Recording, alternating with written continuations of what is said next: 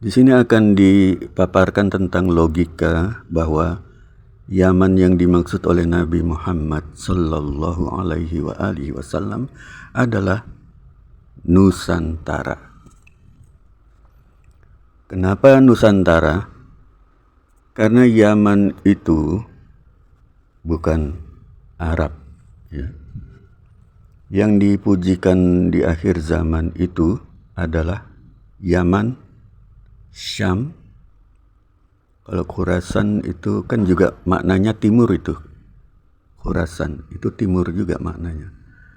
Jadi Yaman itu ada di timur. Bahwa Yaman dan Syam itu dipujikan oleh Nabi Muhammad. Sementara Arab itu ya, artinya kalau Arab itu bertakwa ya dipujikanlah. Tapi secara spesifik yang disebut Nabi adalah Yaman. Yaman ini komunitas yang berhati lembut, ya. Setidaknya itu ya.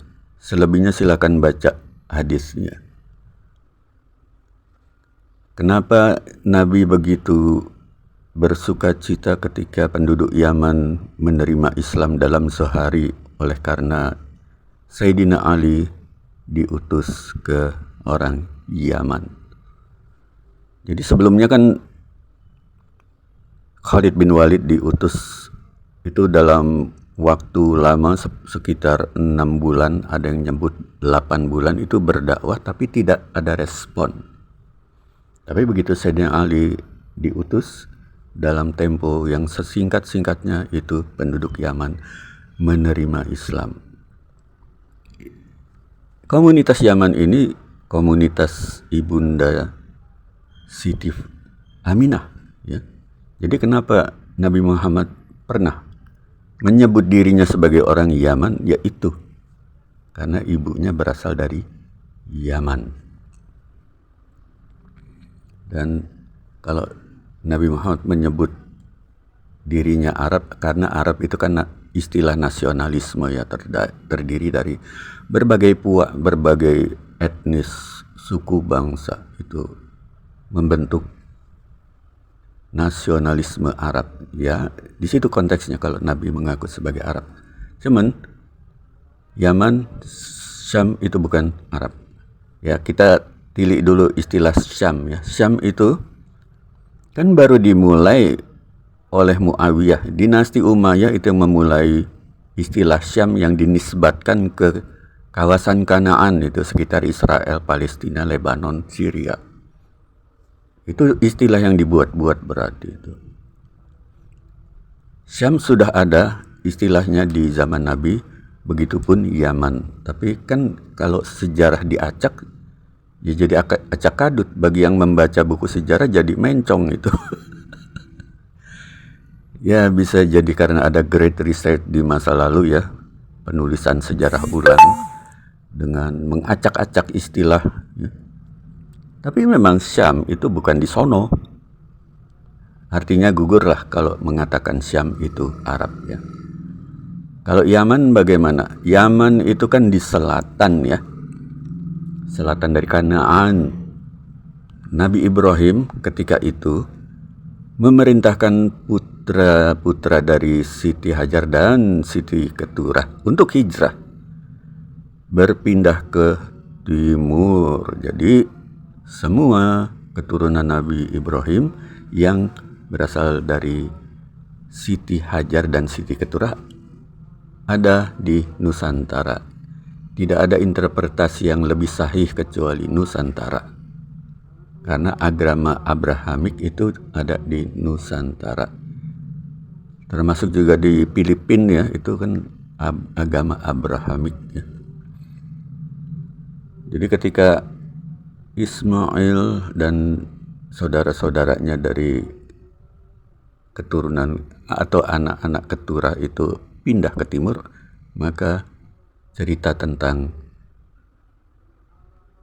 Ismail dan saudara-saudaranya itu adalah leluhur dari Nusantara.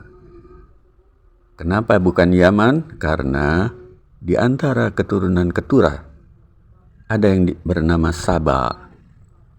Ya, jadi keratuan Saba itu kalau ada teori mengatakan ada di Nusantara itu dapat dibenarkan, itu sesuai dengan logika.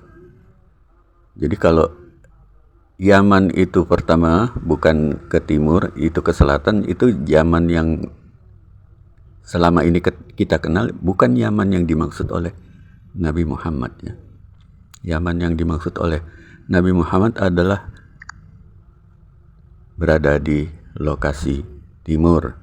Tapi jangan GR dulu dengan timur ya. Timur juga pernah disebut oleh Nabi akan ingkar gitu ya. Jadi dua-dua itu, timur itu bisa bagus, bisa jelek dalam waktu yang sama gitu. Ya intinya tergantung kelakuan lah, mau bangsa apa juga, kalau kelakuannya baik ya baik aja.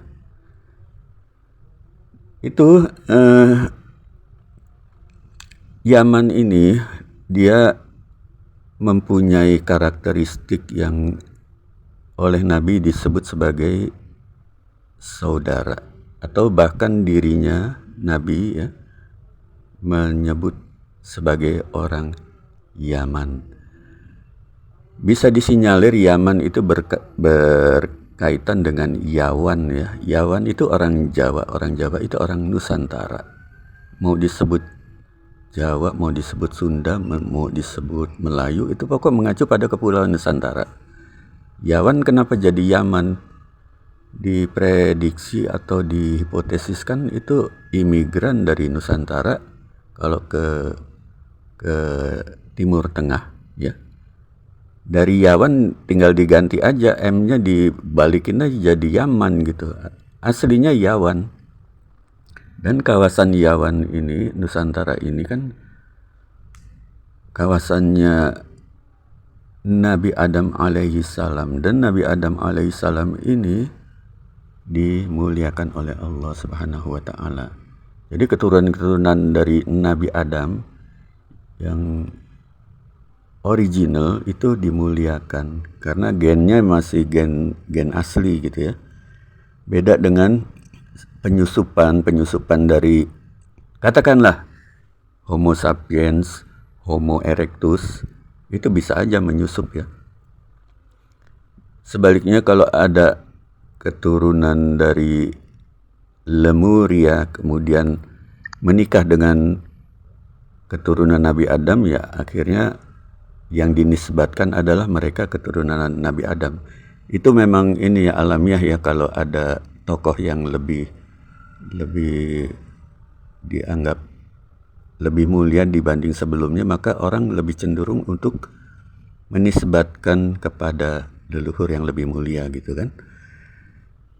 Orang Lemuria pun akan mengidentifikasikan mereka sebagai keturunan Nabi Adam kalau memang mereka ada jalur silsilah ke Nabi Adam. Sebagaimana orang-orang di Nusantara kalau ada jalur ke Nabi Muhammad, maka nasab-nasab lain akan dilupakan gitu ya.